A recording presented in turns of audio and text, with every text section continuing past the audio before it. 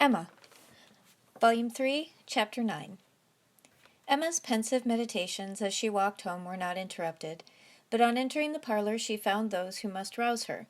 Mr. Knightley and Harriet had arrived during her absence, and were sitting with her father.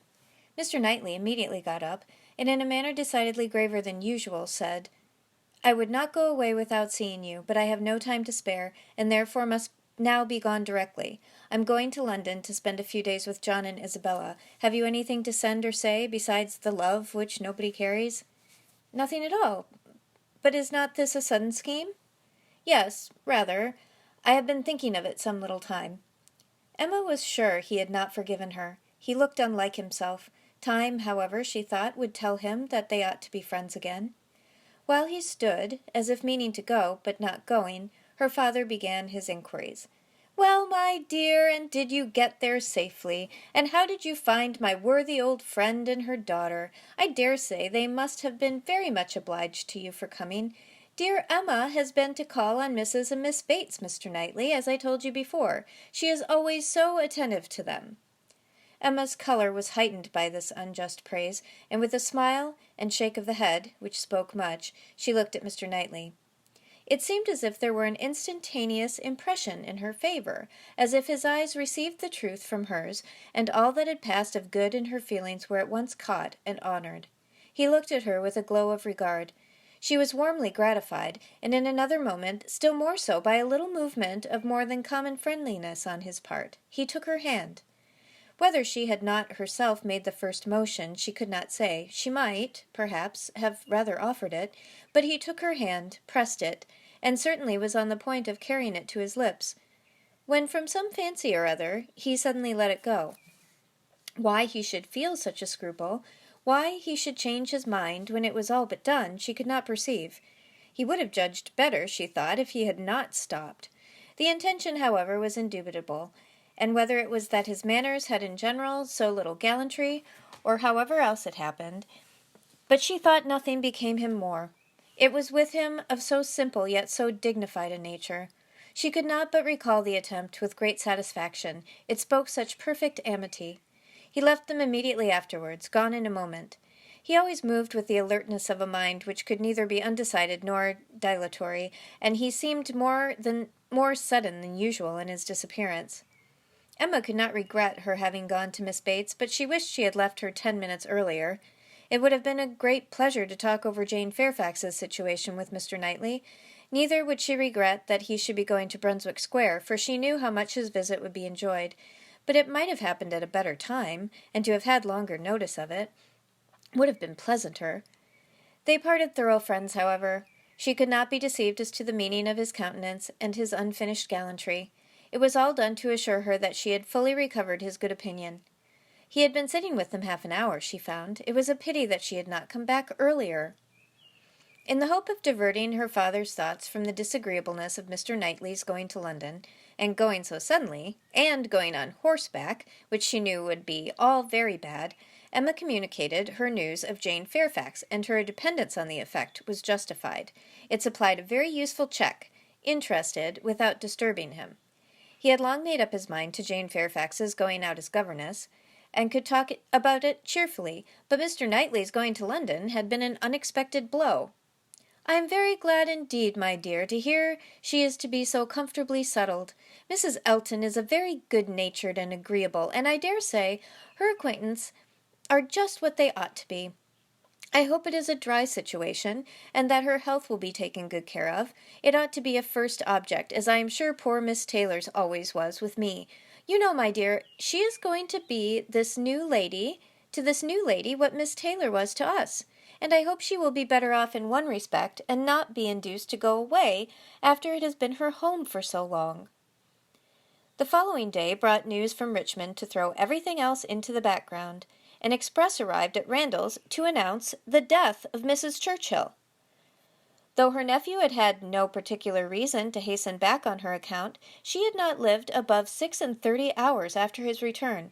A sudden seizure of a different nature from anything foreboded by her general state had carried her off after a short struggle. The great Mrs. Churchill was no more. It was felt as such things must be felt, Everybody had a degree of gravity and sorrow, tenderness towards the departed, solicitude for the surviving friends, and in a reasonable time curiosity to know where she would be buried. Goldsmith tells us that when lovely woman stoops to folly, she has nothing to do but to die, and when she stoops to be disagreeable, it is equally to be recommended as a clearer of ill fame. Mrs. Churchill, after being disliked at least 25 years, was now spoken of with compassionate allowances. In one point she was fully justified. She had never been admitted before to be seriously ill.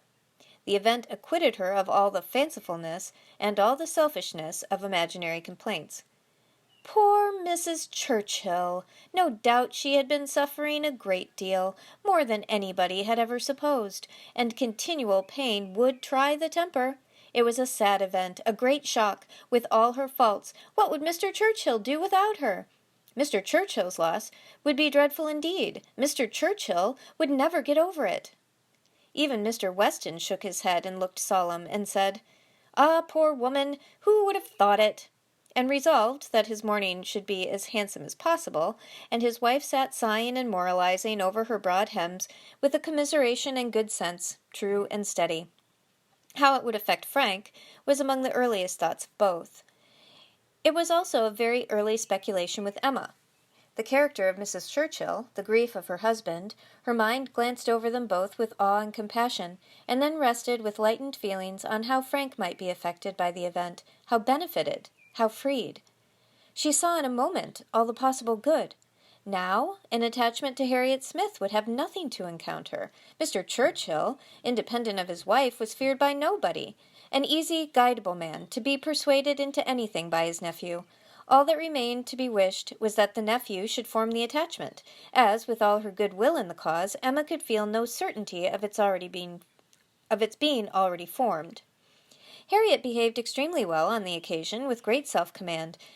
Whatever she might feel of brighter hope, she betrayed nothing. Emma was gratified to observe such a proof in her of strengthened character, and refrained from any allusion that might endanger its maintenance. They spoke, therefore, of Mrs. Churchill's death with mutual forbearance.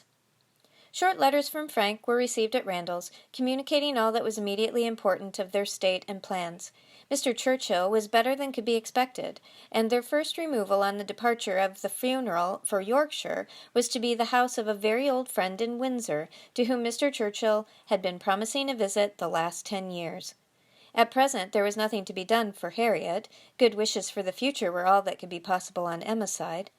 It was a more pressing concern to show attention to Jane Fairfax, whose prospects were closing, while Harriet's opened, and whose engagements now allowed of no delay in any one at Highbury, who wished to show her kindness, and with Emma it was grown into a first wish. She had scarcely a stronger regret than for her past coldness, and the person whom she had been so many months neglecting was now the very one on whom she would have lavished every distinction of regard or sympathy. She wanted to be of use to her, wanted to show a value for her society, and testify respect and consideration. She resolved to prevail on her to spend a day at Hartfield. A note was written to urge it. The invitation was refused, and by a verbal message. Miss Fairfax was not well enough to write. And when Mr. Perry called at Hartfield the same morning, it appeared that she was so much indisposed as to have been visited, though against her own consent, by himself, that she was suffering under severe headaches and a nervous fever to a degree which made him doubt the possibility of her going to Mrs. Smallridge's at the time proposed. Her health seemed for the moment completely deranged, appetite quite gone, and though there were no absolutely alarming symptoms, nothing touching the pulmonary complaint, which was the standing apprehension of the family, Mr. Perry was uneasy about her. He thought she had undertaken more than she was equal to, and that she felt it so herself, though she would not own it. Her spirits seemed overcome. Her present home, he could not but observe, was unfavorable to a nervous disorder, confined always to one room. He could have wished it otherwise, and her good aunt, though his very old friend, he must acknowledge to be not the best companion for an invalid of that description. Her care and attention could not be questioned. They were, in fact, only too great. He very much feared that Miss Fairfax derived more evil than good from them. Emma listened with the warmest concern, grieved for her more and more, and looked around, eager to discover some way of being useful. To take her, be it only an hour or two, from her aunt, To give her change of air and scene, and quiet, rational conversation, even for an hour or two, might do her good, and the following morning she wrote again to say, in the most feeling language she could command, that she would call for her in the carriage at any hour that Jane would name, mentioning that she had Mr. Perry's decided opinion in favor of such exercise for his patient. The answer was only in this short note: Miss Fairfax's compliments and thanks, but is quite unequal to any exercise. Emma felt that her own note had deserved something better, but it was impossible to quarrel with words, whose tremulous inequality showed indisposition so plainly, and she thought only of how she might best counteract this unwillingness to be seen or assisted. In spite of the answer, therefore, she ordered the carriage, and drove to Mrs. Bates's, in the hope that Jane would be induced to join her, but it would not do. Miss Bates came to the carriage door, all gratitude, and agreeing with her most earnestly, and thinking an airing might be of the greatest service, and of everything that message could do was tried, but all in vain. Miss Bates was obliged to return without success. Jane was quite unpersuadable. The mere proposal of going out seemed to make her worse. Emma wished she could have seen her and tried her own powers, but almost before she could hint the wish, Miss Bates made it appear that she had promised her niece on no account to let Miss Woodhouse in. Indeed, the truth was that poor dear Jane could not bear to see anybody at all. Mrs. Elton, indeed, could not be denied, and Mrs. Cole had made such a point, and Mrs. Perry had said so much, but except them, Jane would really see nobody. Emma did not want to be classed with the Mrs. Eltons, the Mrs. Perrys, and the Mrs. Coles, who would force themselves anywhere. Neither could she feel any right of preference herself. She submitted, therefore, and only questioned Miss Bates farther as to her niece's appetite and diet, which she longed to be able to assist. On that subject poor Miss Bates was very unhappy and very communicative. Jane would hardly eat anything. Mr. Perry recommended nourishing food, but everything they could command, and never had anybody such good neighbors, was distasteful. Emma, on reaching home, called the housekeeper directly to an examination of her stores, and some arrowroot of very superior quality was speedily dispatched to Miss Bates with a most friendly note. In half an hour the arrowroot was returned, with 1,000 thanks for Miss Bates, but dear Jane would not be satisfied without its being sent back. It was a thing she could not take, and moreover she insisted on her saying that she was not at all in want of anything. When Emma afterwards heard that Jane Fairfax had been seen wandering about the meadows, at some distance from Highbury, on the afternoon of the very day on which she had, under the plea of being unequal to any exercise, so peremptorily refused to go out with her in the carriage, she could have no doubt, putting everything together, that Jane was resolved to receive no kindness from her. She was sorry, very sorry. Her heart was grieved for a state which seemed but the more pitiable from this sort of irritation of spirits, inconsistency of action, and inequality of powers, and it mortified her that she was given so little credit for proper feeling, or esteemed so little worthy as a friend, but she had the consolation of knowing that her intentions were good, and of being able to say to herself that could Mr. Knightley have been privy to all her attempts of assisting Jane Fairfax, could he even have seen into her heart, he would not on this occasion have found anything to reprove.